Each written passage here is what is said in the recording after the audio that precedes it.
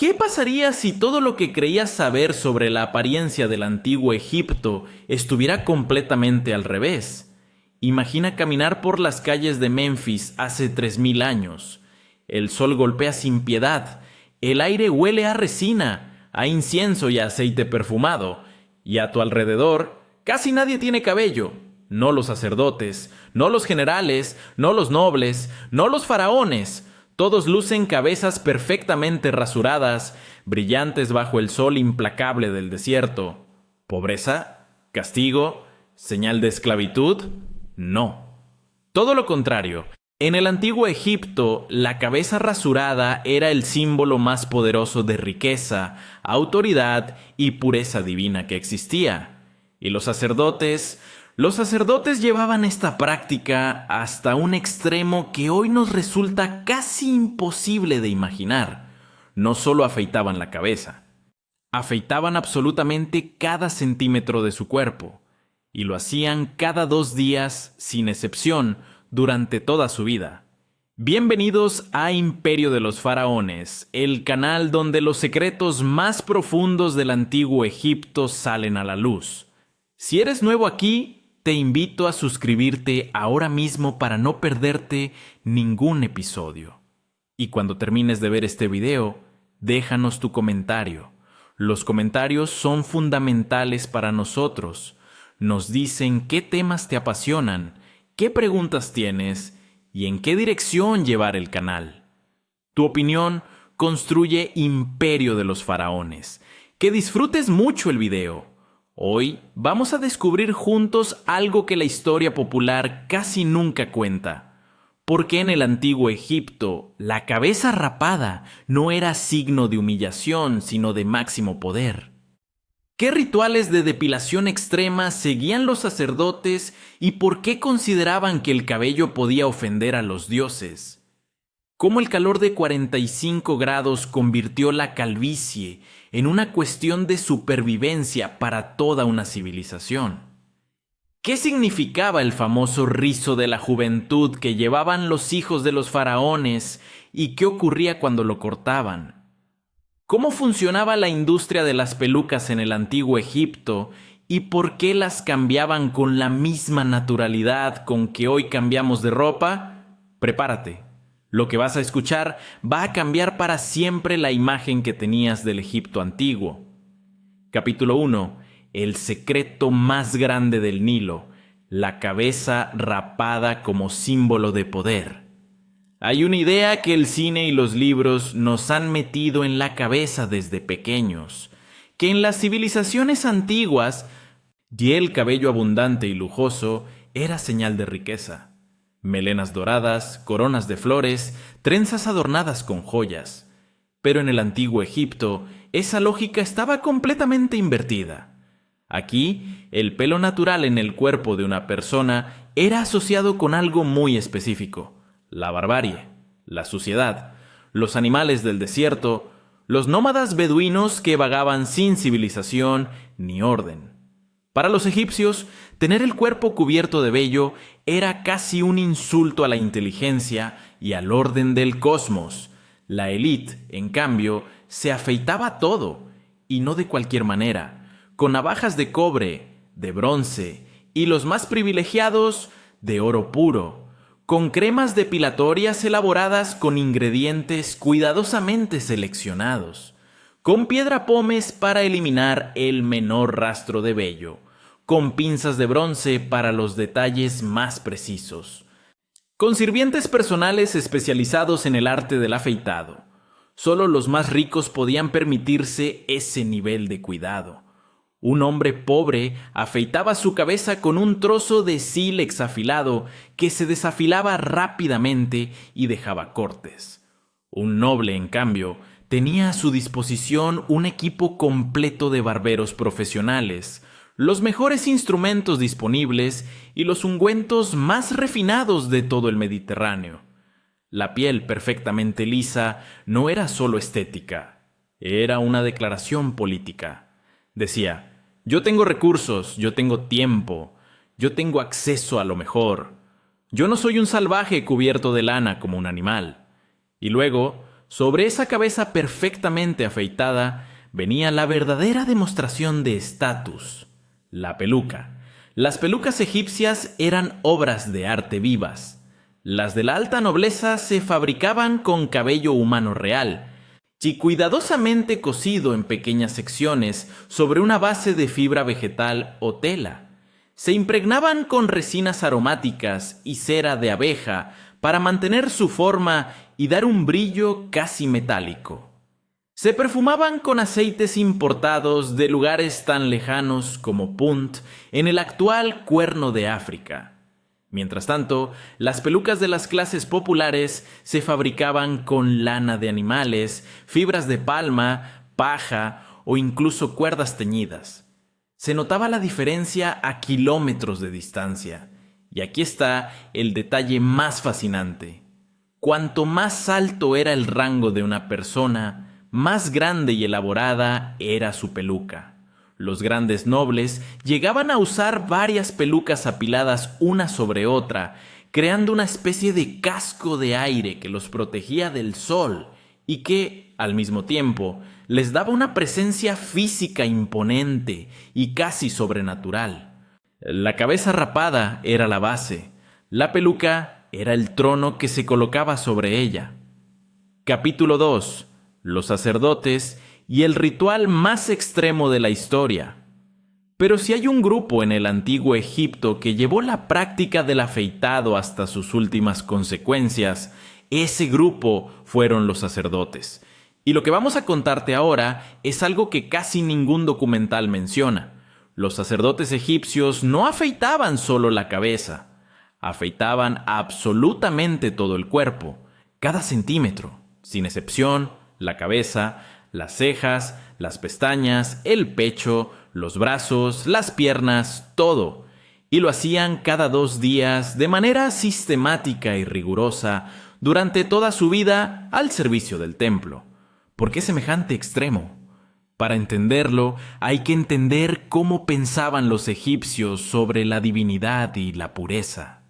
Los templos egipcios no eran lugares de reunión como las iglesias o las mezquitas modernas. Eran, literalmente, la casa del dios, el lugar donde la deidad vivía, comía, dormía y se manifestaba en el mundo físico. Y un sacerdote que entraba al templo era el sirviente personal del dios, su mayordomo, su guardián, su voz en el mundo mortal. ¿Podías presentarte ante un dios cubierto de vello como un animal?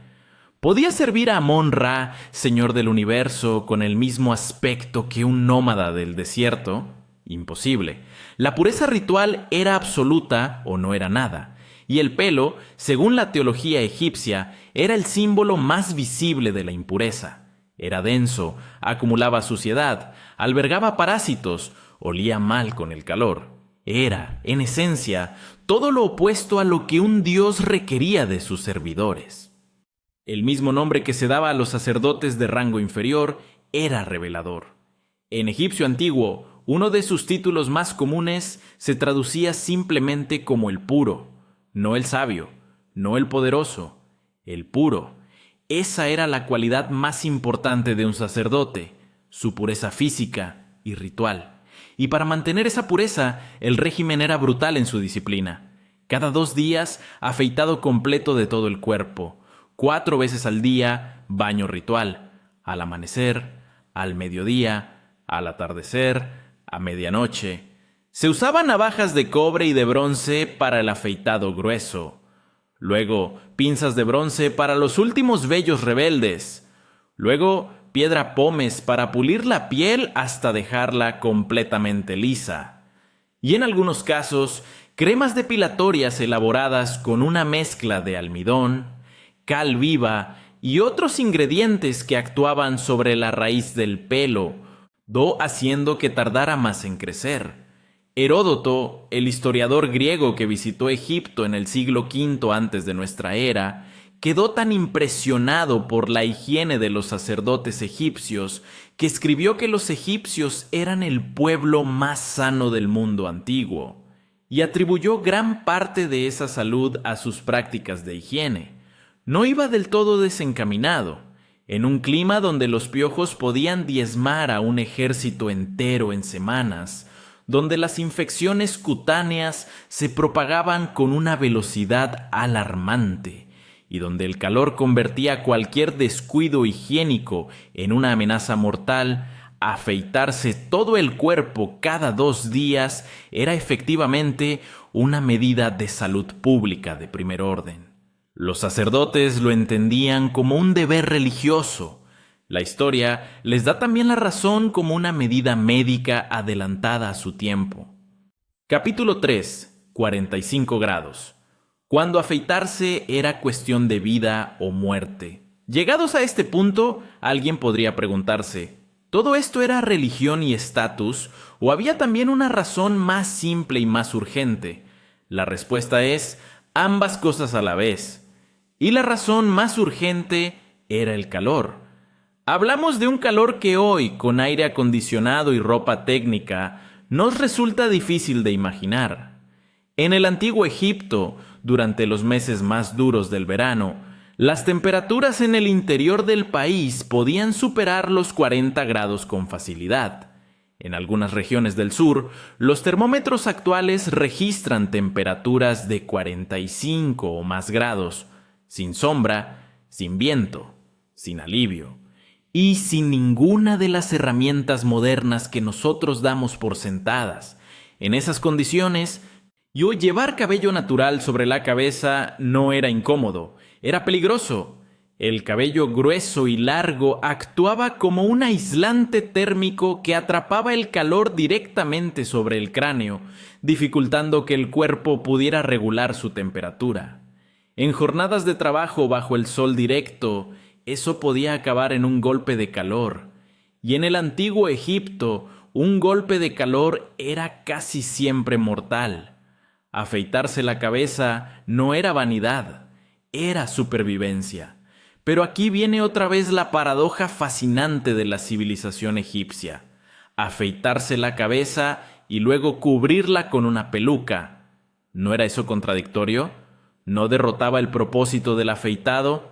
No. Y la razón es físicamente brillante. Una peluca bien construida, especialmente las grandes pelucas trapezoidales de la nobleza, no se pegaba al cráneo como el cabello natural. Estaba sostenida por una base estructural que creaba un espacio de aire entre la piel de la cabeza y la superficie exterior de la peluca. Ese espacio de aire era el secreto. Actuaba como un aislante, exactamente como funciona una cámara de aire en una pared o en una chaqueta de plumas. El calor del exterior quedaba fuera. La piel de la cabeza, fresca y limpia, respiraba en su propio microclima. Y si la peluca se calentaba demasiado, o si los piojos la encontraban atractiva, la solución era tan simple como elegante. Se quitaba la peluca, se lavaba o se desechaba y se colocaba una nueva. Imposible hacer eso con el cabello natural. La peluca era, en esencia, un casco climático de quita y pon, y la cabeza afeitada era la condición indispensable para que ese sistema funcionara. Pero el calor no era el único enemigo. Había otro, microscópico y omnipresente, que amenazaba a todos por igual. Capítulo 4. La plaga invisible, los piojos y la guerra silenciosa de Egipto. Aunque no aparece en las grandes epopeyas ni en los relieves de los templos, hubo una batalla que los egipcios libraron cada día, durante miles de años, con una disciplina y una determinación extraordinarias. La batalla contra los piojos. Hoy, con nuestros champús, insecticidas y medicamentos, los piojos son una molestia menor. En el antiguo Egipto eran una catástrofe en potencia. Los arqueólogos que han examinado momias de todas las épocas y de todos los rangos sociales han encontrado algo que nadie esperaba: piojos, liendres y rastros de infestación en casi todos los cuerpos, independientemente de si pertenecían a esclavos o a miembros de la corte real. Los piojos no discriminaban, no respetaban la riqueza, el poder ni el linaje divino. En el calor del verano egipcio, una colonia de piojos podía multiplicarse a una velocidad extraordinaria. Las picaduras causaban un picor insoportable que impedía dormir. Las infecciones secundarias que provocaban podían ser graves, y la transmisión de una persona a otra era casi imposible de controlar en una civilización donde las familias vivían apretadas, los mercados bullían de gente y los soldados marchaban pegados unos a otros. La única solución real era cortar el hábitat de los parásitos en la raíz, literalmente. Sin cabello, sin vello corporal, los piojos no tenían dónde vivir, dónde poner sus huevos, dónde multiplicarse. Un cuerpo perfectamente rasurado era en esencia un desierto para los parásitos. Y en esta guerra silenciosa, los más disciplinados de todos eran, nuevamente, los sacerdotes. Su régimen de afeitado extremo no era solo piedad, era también la barrera sanitaria más efectiva que la medicina antigua podía ofrecer. Un sacerdote que vivía y trabajaba en el templo en contacto permanente con ofrendas de comida, con telas, con madera, con todo tipo de materiales que podían albergar parásitos, necesitaba esa protección como condición para ejercer su función. Y los guerreros también lo entendían. Un ejército egipcio en campaña era una masa de miles de hombres que dormían juntos, comían juntos, sufrían juntos. Una infestación masiva de piojos en plena campaña militar podía reducir la capacidad de combate de una tropa con una eficacia terrible. Afeitarse la cabeza y el cuerpo era, para los soldados, una medida de readinez militar tanto como una costumbre cultural. No es coincidencia que, y siglos después, Alejandro Magno, cuando conquistó Egipto y absorbió sus tradiciones militares, ordenara formalmente que todos sus soldados se afeitaran la cabeza y la barba. La historia registra que las razones que él mismo dio incluían tanto la higiene en campaña como la eliminación de una ventaja táctica para el enemigo. Sin cabello que agarrar, era mucho más difícil sujetar a un combatiente en el cuerpo a cuerpo. Los egipcios habían llegado a esa conclusión miles de años antes. Cuéntanos en los comentarios. ¿Sabías que los piojos eran uno de los grandes enemigos de las civilizaciones antiguas? ¿Qué otros datos sobre la higiene del Egipto faraónico te sorprenden? Tu comentario nos ayuda a elegir los próximos temas del canal. Capítulo 5. El rizo de la juventud. La trenza sagrada que unía a los príncipes con los dioses. Hasta ahora hemos hablado de adultos, de sacerdotes, nobles y guerreros. Pero hay un capítulo especialmente fascinante en la historia del cabello egipcio que protagonizan los más pequeños. Los hijos de los faraones, los niños de la corte real. Y comienza con una paradoja aparente. Si el cabello rapado era símbolo de poder y pureza, ¿por qué los hijos de los faraones llevaban un largo rizo colgando del lado de la cabeza? La respuesta nos lleva directamente al corazón de la mitología egipcia. Este rizo especial tenía varios nombres en los textos antiguos. Se lo conocía como el rizo de la juventud, o el rizo de Horus, o simplemente la trenza lateral. Y era mucho más que un adorno. La imagen que describían los textos y que los relieves representaban con perfecta coherencia durante miles de años era esta. Un niño o una niña con la cabeza completamente afeitada, sin un solo pelo, salvo un único mechón largo que crecía desde la sien derecha, cuidadosamente trenzado en 3 hebras que se unían en una sola trenza, terminando a veces en un rizo en espiral. El mechón podía llegar hasta el hombro o incluso más largo en los grandes ceremoniales, donde se usaban extensiones de seda o lana de animal para añadir longitud e importancia. ¿Por qué precisamente ese único mechón? ¿Por qué no varios? ¿Por qué no en el centro de la cabeza? La clave está en el mito de Osiris y Horus. Según la cosmología egipcia, Osiris, el dios de los muertos y del renacimiento, fue asesinado por su hermano Set, dios del caos y del desierto.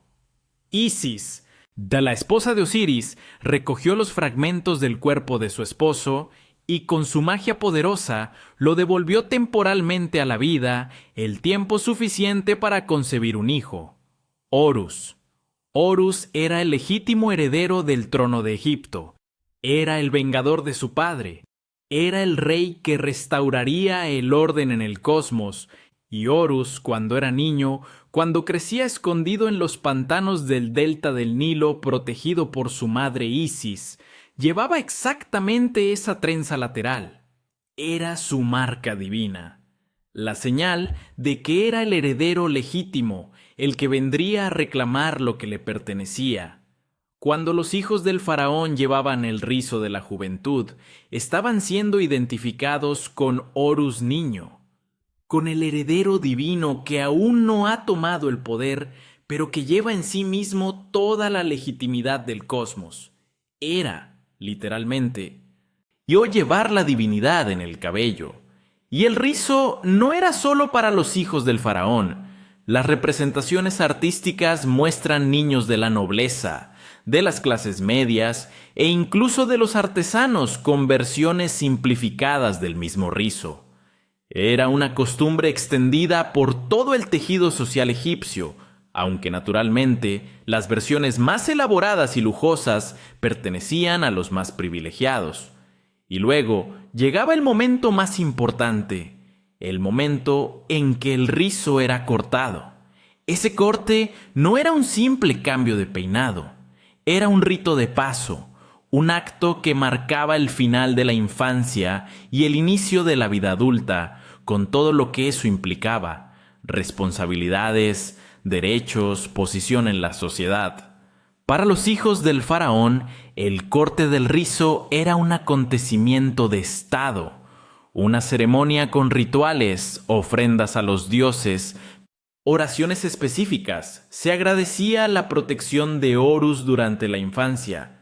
Se pedía la bendición de los dioses para la nueva etapa.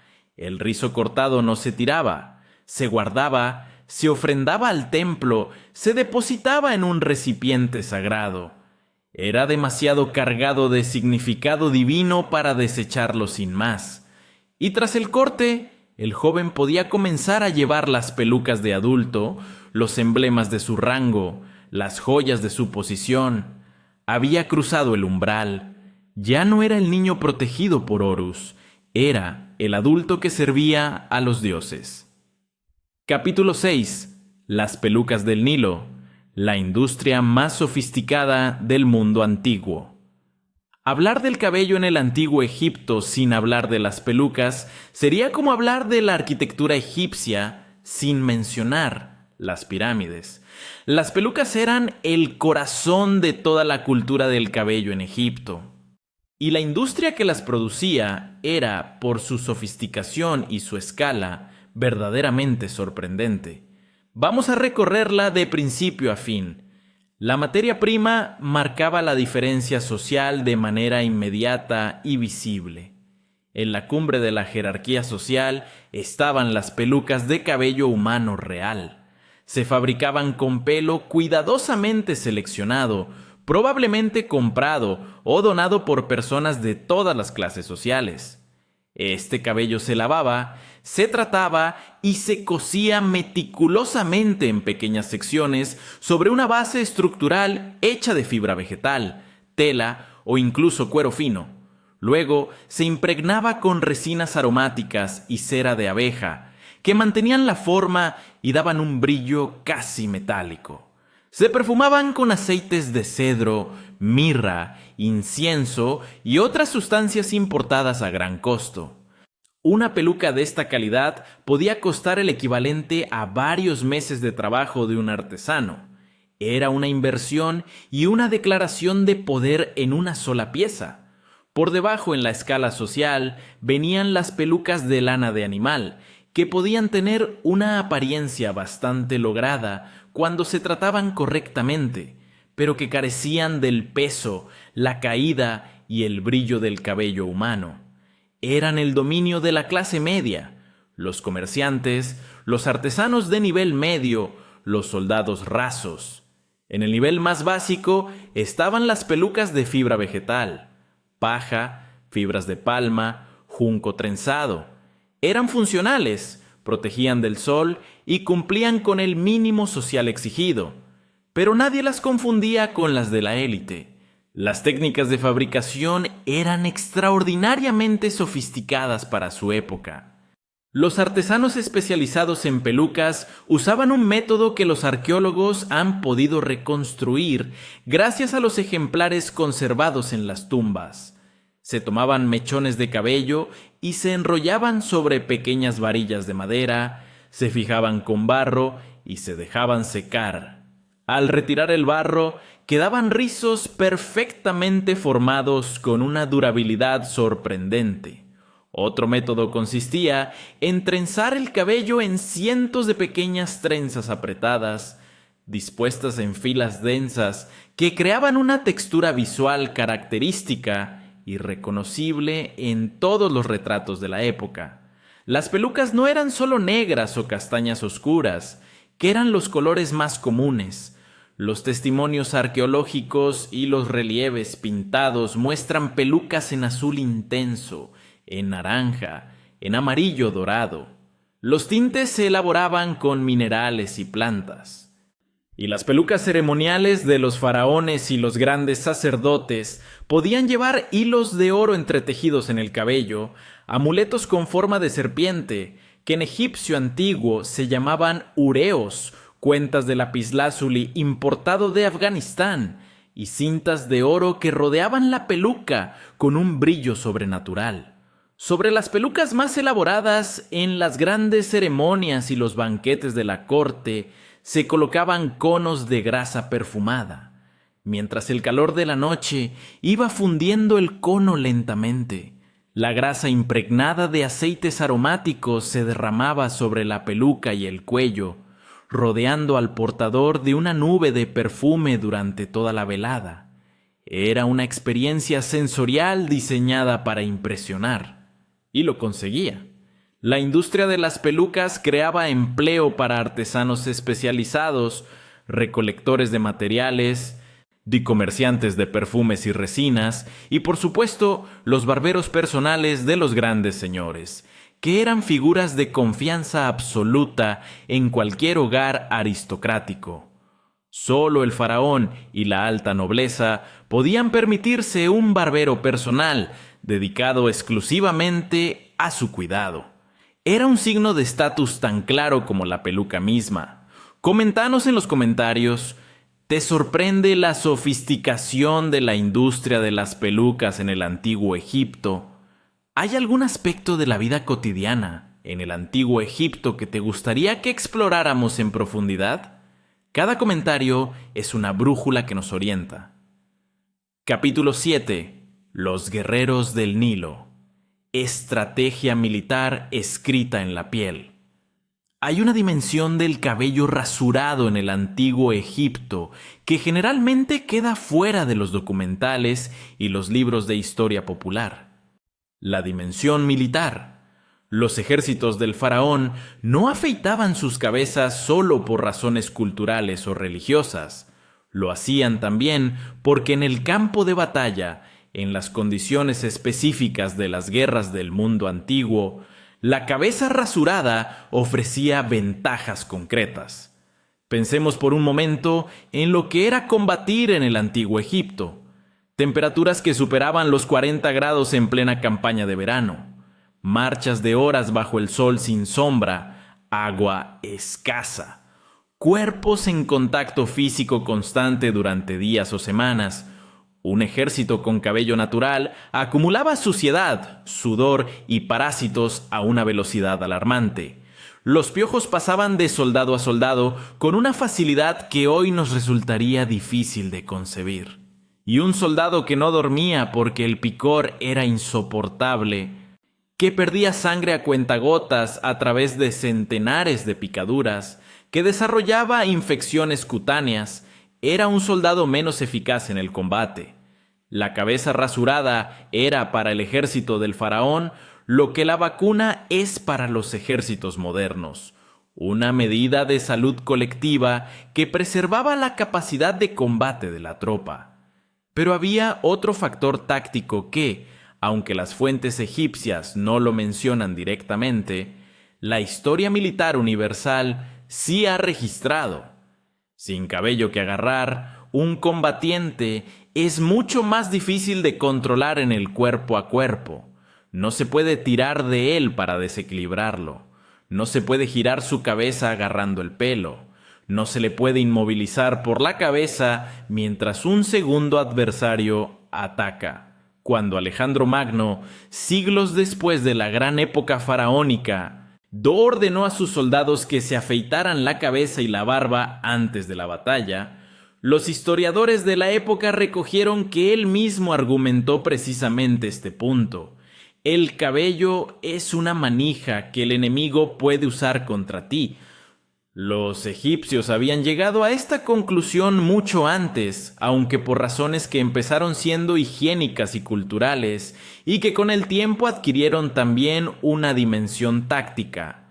Los guerreros de la élite del ejército del faraón, los carros de combate, los arqueros de élite, los guardias personales del rey, no solo llevaban las cabezas rasuradas, llevaban también pequeñas pelucas redondeadas de diseño específico que actuaban como una suerte de casco ligero, amortiguando golpes leves y protegiendo el cráneo del sol directo durante las largas horas de marcha y combate.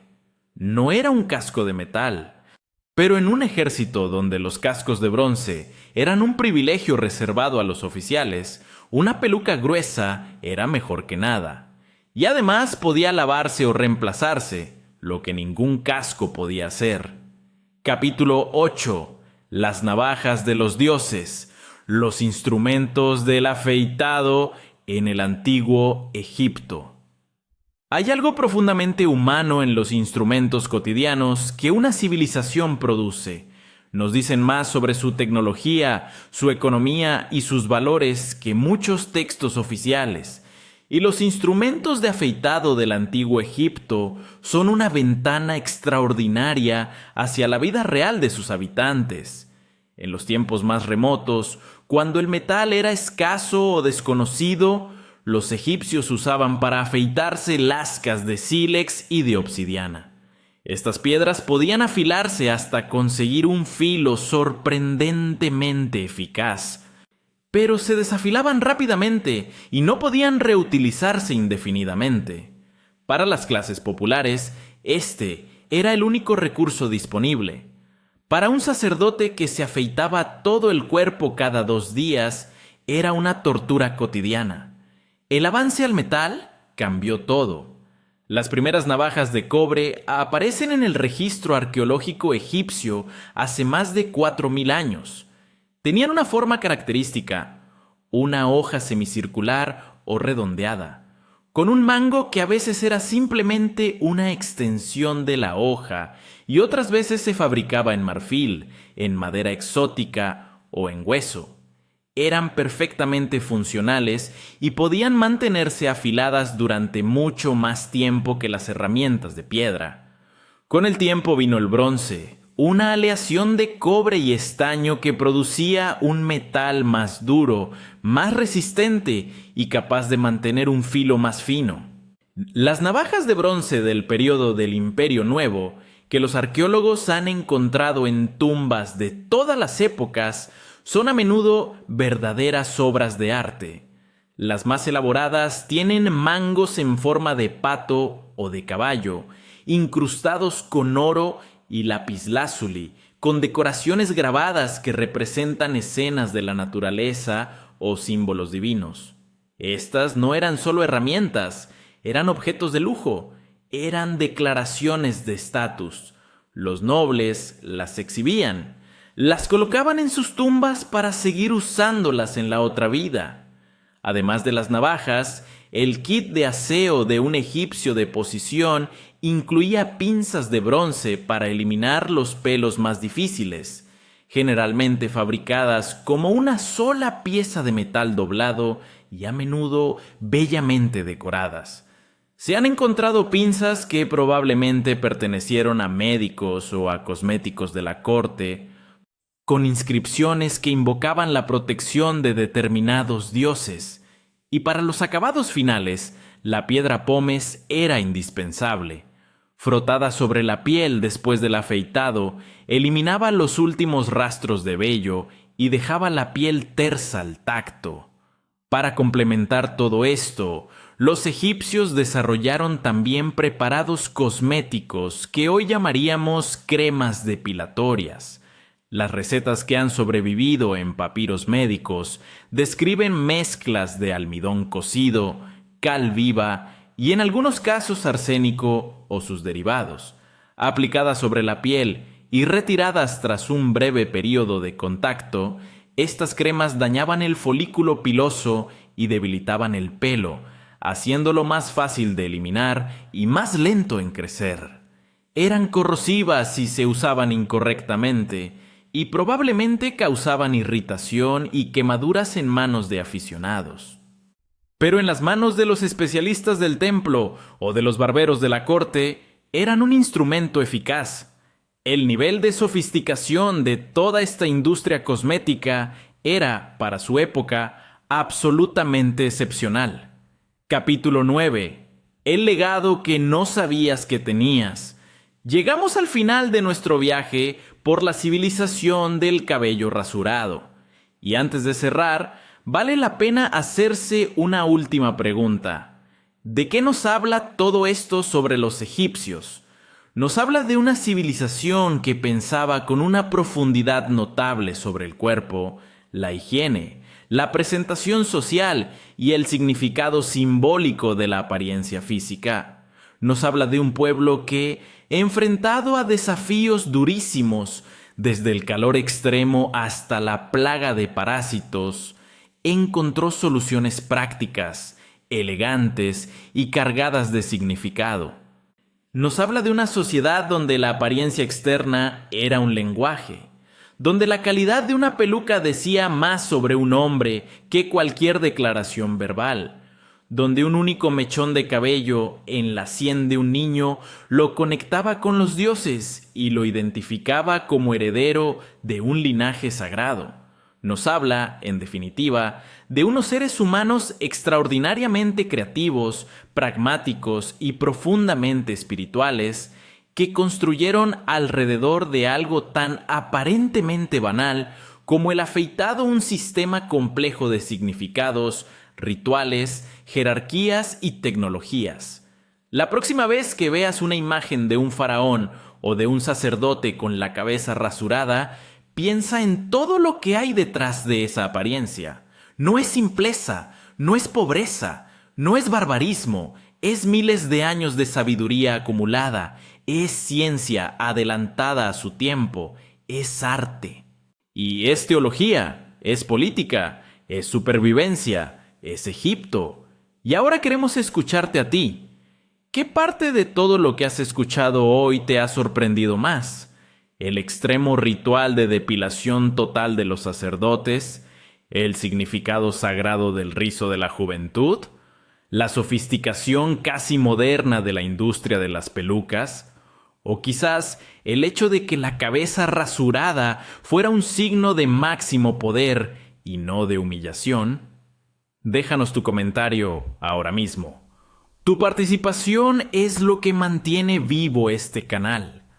Cada comentario nos dice qué temas resuenan con vosotros, qué preguntas están sin responder, qué misterios del antiguo Egipto queréis que exploremos juntos. Si todavía no te has suscrito a Imperio de los Faraones, este es el momento.